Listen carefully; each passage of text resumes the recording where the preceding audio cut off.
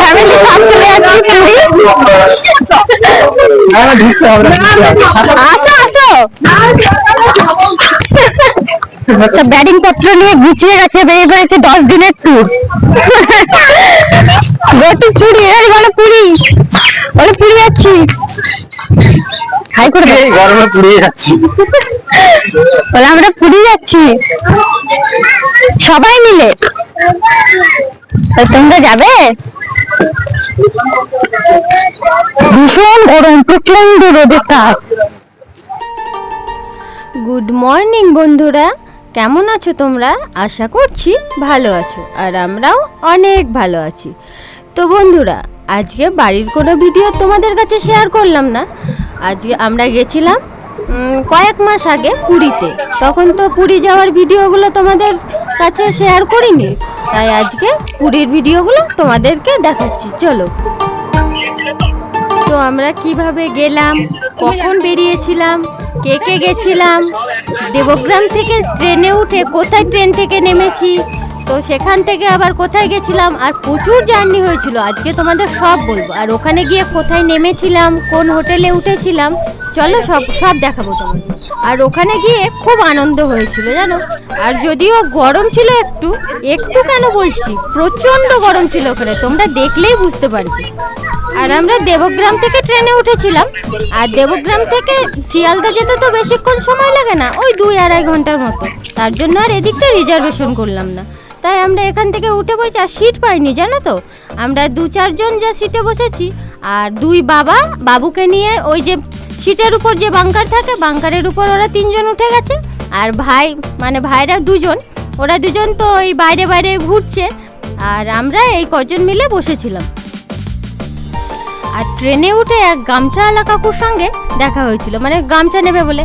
তিনি তো গামছা বিক্রি করছে না, কথা বিক্রি করছে। তার চললে কোথায়? শিয়ালদা থেকে কোথায়? সে কি যাচ্ছ তোমরা, আমি কি করে বলবো? পুরী, আচ্ছা গন্তব্য পুরী। তাহলে কোথায়, হাওড়া হয়ে যাচ্ছে না শালিমার হয়ে? জানো না? জানে কে? আচ্ছা আমি জানি। আচ্ছা, তো বন্ধুরা, ট্রেন থেকে তো নেমে পড়েছিলাম। ট্রেন থেকে নামার পর একটুও ভিডিও করতে পারিনি জানো, কারণ কি বলতো, কারণ শিয়ালদা প্ল্যাটফর্মে নেমে দেখি এত ভিড়, বাবা, মানে ভিডিও করা তো দূরে থাক, ক্যামেরাই বার করতে পারিনি। আর ভেবেছিলাম শিয়ালদা থেকে শালিমার পর্যন্ত ভিডিও করতে করতে যাব, তো ওখানে বাসে উঠে এত ভিড়, ক্যামেরা বের করা তো দূরে থাক, বসারই জায়গা পাইনি। আর দাঁড়িয়েও যে কত কষ্ট করে যেতে হয়েছে ওই বাচ্চা কোলে করে নিয়ে। তারপরে ওখানে গিয়ে যখন আমরা শালিমার পৌঁছলাম তখন বাজে 6:30। তো আমরা প্ল্যাটফর্মের ভিতরেই ছিলাম, আর তোজবাবু আর ওর কাকু 2 জন মিলে একটু বাইরের দিকে ঘুরছিল, কারণ প্ল্যাটফর্মের ভিতরে প্রচুর গরম ছিল, তো তার জন্য ওরা ও বাচ্চাটাকে নিয়ে একটু বাইরে ঘুরছিল, তো তারা 2 জন মিলে ভিডিও করেছে। ফাইনালি চলে এলাম পুরী। এই যে ট্রেন থেকে নামলাম সবাই, সকাল 4:35, মেবি 30-এ টাইম, 35-এ ল্যান্ড করলো, ঢুকলো পুরী স্টেশনে ট্রেন। সবাই যে হোল 2 ফ্যামিলি চললাম। আগে বাসে করে লজে বা হোটেলে গিয়ে উঠতে হবে, দেন দেখা যাবে। চলো,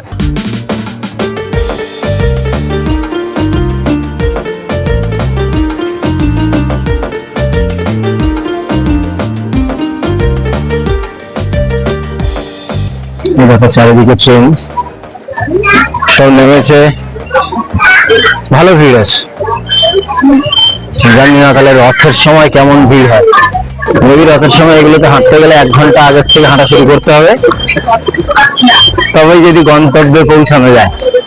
আর বাস বোধহয় তখন, এখন যদি 5টা থাকে তখন বোধহয় 15টা বাস থেকে কমপ্লিট করতে পারবে না টোটাল যাত্রীরে। এখন এই ভোরেই যা ভিড় দেখছি, তাহলে বুঝতেই পারছি রথের সময় কেমন ভিড় থাকে।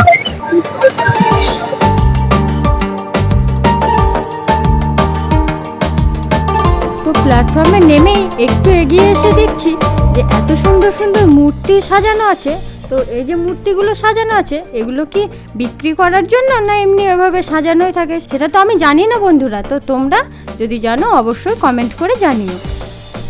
আর প্ল্যাটফর্মটা অনেকটাই বড় ছিল জানো তো, কখন থেকে নেমে হেঁটেই যাচ্ছি আর যেন শেষই হয় না। তো অনেকক্ষণ হাঁটার পর তারপরে আমরা ওই যে অটো তারপরে টোটো সব দাঁড়িয়ে থাকে অটো স্ট্যান্ডে এসে পৌঁছালাম।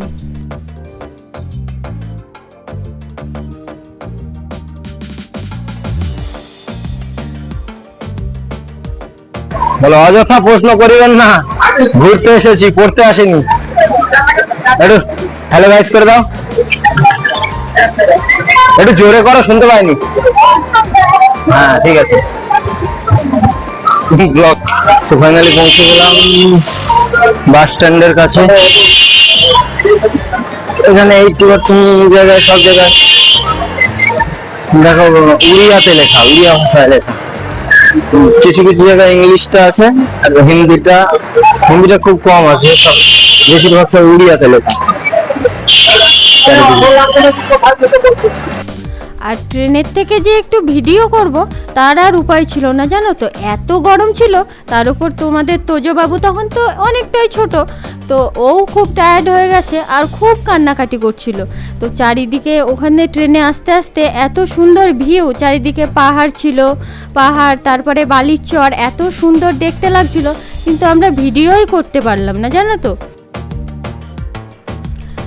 তো আমরা এদিকে তো প্ল্যাটফর্ম থেকে তো নেমে চলে এসেছি, অটো স্ট্যান্ড বাস স্ট্যান্ড এগুলো পাশাপাশি। তবে এখানে বাস নাকি অনেকটা লেটে ছাড়ে, ওই 7টা 8টার দিকে, আর আমরা নেমেছিলাম তো 5টার দিকে, এতক্ষণ দাঁড়ানো সম্ভব না। তার জন্য একটা অটো আমাদের দেখে দাঁড়িয়ে আছি দেখে একটা অটোওয়ালা কাকু এসে বলছে যে উনি নিয়ে যাবেন। তো ওনার গাড়িতে উঠে উনি আবার হোটেলগুলো দেখাতে লাগলো, আর কত হোটেল দেখিয়েছে জানো, একটাও মনের মতন হয়নি। তারপর আমরা আমাদের পছন্দ মতন একটা হোটেল দেখে তারপর হোটেলে বসে একটু রেস্ট নিয়ে ফ্রেশ হয়ে জমিয়ে খাওয়া দাওয়া করে বেরিয়ে পড়লাম সমুদ্রের ধারে। আর সমুদ্রের ধারের ভিউটা এত সুন্দর লাগছিল দেখে, পুরো মুগ্ধ হয়ে গেলাম দেখে। তো আগে তো আগে তো ওরকম সমুদ্র যাইনি, তো এবার পুরীতে গিয়ে খুব আনন্দ করেছিলাম। আর সমুদ্রের যা ঢেউ, যেদিন স্নান করলাম সেদিনই বুঝতে পারলাম সমুদ্রের ঢেউয়ের কত শক্তি। আর মা তো দাঁড়িয়েই থাকতে পারলো না, সে তো বালিতে বসেই গেল। আর কি বলো তো, সমুদ্রের ধারে কত দোকান বসেছে চারিদিকে, আর ওই যে সমুদ্রের মাছ ভাজার দোকান, মানে নানান রকমের দোকান। আর এই যে বালি দেখছো, বালির সমুদ্রের ধারে ধারে বালির উপর বড় বড় উট চড়ছে জানো, ওই উটগুলো উঠলে নাকি 50-100 টাকা, যাই নেক না, আমাদের না এমন অবস্থা ছিল, আমাদের উঠে ওঠার মানে ইচ্ছেটাই ছিল না। খুব কষ্ট হয়েছিল তো আগে, তবু কষ্ট হলে কি হবে বলো তো, এই যে সমুদ্রের ঢেউ আর চারিদিকে এই সৌন্দর্য দেখে পুরো মুগ্ধ হয়ে গেছিলাম, আর খুব সুন্দর লাগছিল জানো।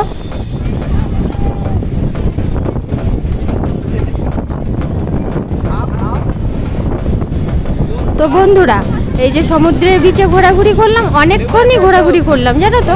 তারপরে ওখানে খুব গরম লাগছিল, একটু আইসক্রিম খেয়ে নিলাম, আরও অনেক কিছু খাওয়া দাওয়া হলো। তারপরে গেলাম একটু তাড়াহুড়ো করে হোটেলের দিকে কেন গেলাম বলো তো, কারণ একটু ফ্রেশ হয়ে আবার বেরোতে হবে আমাদের মেন উদ্দেশ্যের দিকে। মেন উদ্দেশ্যটাকেই তোমরা তো জানোই, মেন উদ্দেশ্য হচ্ছে ওই যে পুরীর মন্দির দেখার জন্যই তো সবাই পুরী আসে। তো আমরা ওখানে একটু রুমে গিয়ে ফ্রেশ হয়ে বেরিয়ে পড়লাম পুরী মন্দির দেখার জন্য।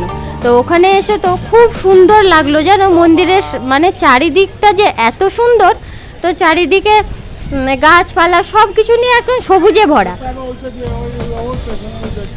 আর মন্দিরে ঘুরে ঘুরে তারপরে ওই যে মন্দিরের উপরের দিকে যাব, মন্দিরের ভিতরে তো একটু উঁচুতে উঠতে হয়, তো অনেকক্ষণ ধরে ধরো সেই যে গেছি 8টার দিকে, 8টার থেকে পুরো 10টা পর্যন্ত ওই যে লাইনে দাঁড়িয়ে দাঁড়িয়ে অনেকক্ষণ দাঁড়িয়েছিলাম জানো তো। দিয়ে যেই একটু উপরের দিকে উঠে গেছি, আর তারপরে ওই যে মন্দিরের দরজা বন্ধ করা হয়েছে, যে একটু পর মানে ওই 12টার দিকে খোলা হবে।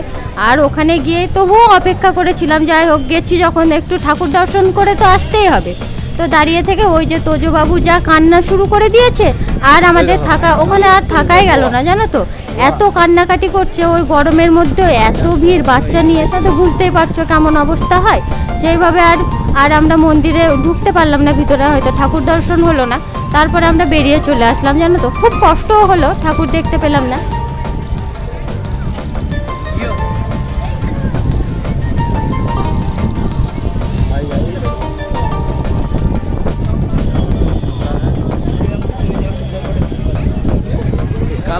टिकट दिखा रहा है, देखो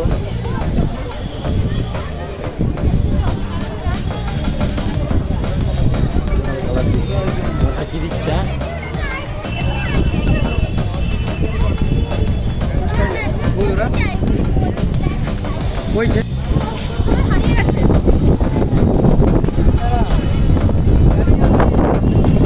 আর বন্ধুরা ওই যে ভিতর থেকে বেরিয়ে চলে আসলাম, আর এসে ভাইদের কথাগুলো শোনো একটু। কেন বলছি বলো তো, সামনে তো জামাই ষষ্ঠী আছে, তার জন্য ওদের দুজনের কথাগুলো একটু শুনে নাও।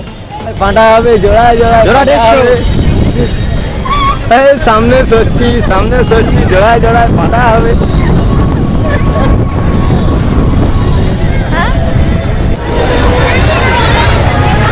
আমাদের লাইফ ওরকম অন্ধকার না, আমাদের লাইফের মতো অন্ধকার হয়ে যাচ্ছে।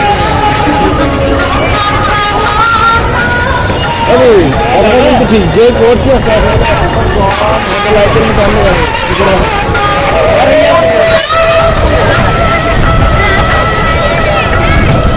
বেশি ভিড় নয়,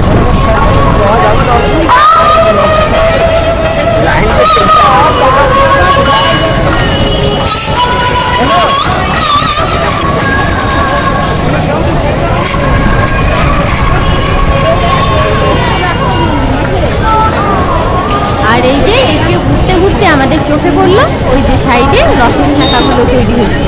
তো রথের চাকার ওখানে গেলাম, অনেকক্ষণ ছবি টবি তুললাম। সবার আগে গিয়ে তো সবাই প্রণাম করে নিয়েছি। রথের সেই সময় তো আর আমাদের আসা হবে না, এসেছি অনেক আগে রথের সময়। ওই যে হাঁটছে। তো রথের চাকাগুলো দেখে একটু রথের চাকাগুলো ধরে প্রণাম করে নিলাম। খুব মানে খুব মজা লাগছিল জানো।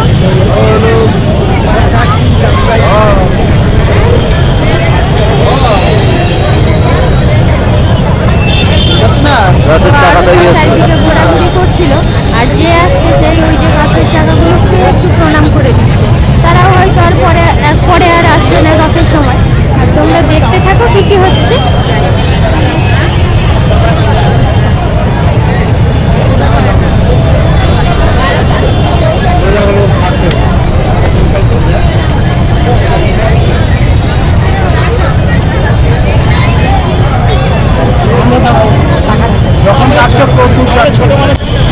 তো এখানে তো ঘোরাঘুরি করে একটু তারপরে চলে গেলাম হোটেলে গিয়ে একটু খাওয়া দাওয়া করে নিয়ে একটু রাতটা রেস্ট নিয়ে তারপরে দিন সকালে উঠে আবার যাবো ঘুরতে। ওখানে তো অনেক ঘোরা হয়ে গেল। আর তারপরে দিন সকালে ওরা গাড়ি তো আগেই ঠিক করে রেখেছিল, তারপর আমরা বেরিয়ে পড়লাম ওই মন্দিরের উদ্দেশ্যে, আরও অনেক মন্দিরের উদ্দেশ্যে। তো তোমরা দেখতে থাকো। তো বেরিয়ে পড়লাম মন্দির দেখতে, আর কিছু করে গিয়ে এসে এই যে এই মন্দিরটা প্রথমে চোখে পড়লো। এটা অ্যাকচুয়ালি মন্দির না, কোনো এক হয়তো হস্তশিল্পে এগুলো বানিয়ে রেখেছে। তো প্রথমে ওখানে গিয়ে ওগুলো দেখে নিলাম, তারপরে চলে আসলাম চন্দ্রভাগা বিচে। তো ওখানে গিয়ে একটু বেশিক্ষণ ছিলাম না, কয়েক মিনিট থেকে একটু ঘোরাঘুরি করে চলে আসলাম কোণারক মন্দির, মানে সূর্য মন্দিরে। আর এখানে এসেও যে এত গরম, এই গরমের জন্য আগে তোমাদের দাদাভাই চলে গেল টুপি নেওয়ার জন্য, কয়েকটা টুপি কিনে নিয়ে চলে আসলো। তারপর এসে এখানে বসে আছি, গাছের তলায় বসে আছি, তবুও যে এত গরম সব মানে হাঁপিয়ে উঠেছে। মা তো বসেই গেছে। তারপর একটুখানি ঘুরে, আর এদিকে গরমের চোটে আমরা যেতে পারিনি জানো তো, তোমাদের দাদাভাই গিয়ে টিকিটটা করে নিয়ে আসলো। তারপর আমরা লাইন দাঁড়িয়ে মন্দিরের দিকে উঠে গেলাম। আর এখানে নাকি অনলাইনেও টিকিট করা হয়। তো প্রথমে তো আমরা জানতাম না যে অনলাইনে টিকিট করা হয়। তো তারপর শোনার পর তার আগে তো আমাদের টিকিট করা হয়ে গেছিলো। তো পরবর্তীতে যখন যাব আগে থেকেই না অনলাইনে টিকিট করে নিয়ে তারপর যাব। আর তোমরা গেলেও যেন অনলাইনে টিকিট করো, আর বিশেষ করে গরমের সময় গেলে, না হলে প্রচুর কষ্ট গো। বাচ্চা টাচ্চা নিয়ে গেলে মানে খুবই কষ্টের ব্যাপার।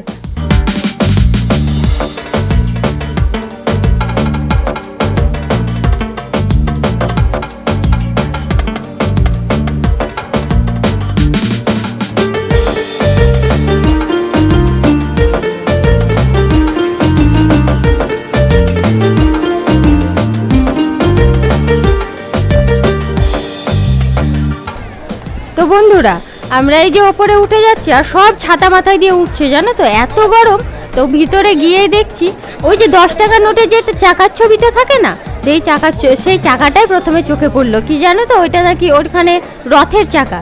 তো আমরা তো আগে জানতাম না যে এই চাকাটা কোথাকার, তখন অত তদন্ত মানে তত শুনি, জানছি যে হ্যাঁ 10 টাকার নোটে হয়তো আছে, তো ওখানে গিয়ে দেখছি যে ওই যে চাকার ছবিটা, তখন আমরা কি করেছি বলো তো, সব টাকা বার করে করে দেখছি এটা কোথায় যেন দেখেছি, তখন দেখি না 10 টাকা নোটের মধ্যে ওই যে ওই চাকাটা আছে। তো বন্ধুরা, এই ভিডিওটা এই পর্যন্তই রাখলাম, দেখা হবে আবার পরবর্তী ভিডিওতে। ততক্ষণে সবাই সুস্থ থেকো, ভালো থেকো। আর আমাদের ভিডিওগুলো ভালো লাগলে অবশ্যই লাইক, কমেন্ট এবং সাবস্ক্রাইব করে দিও। টাটা।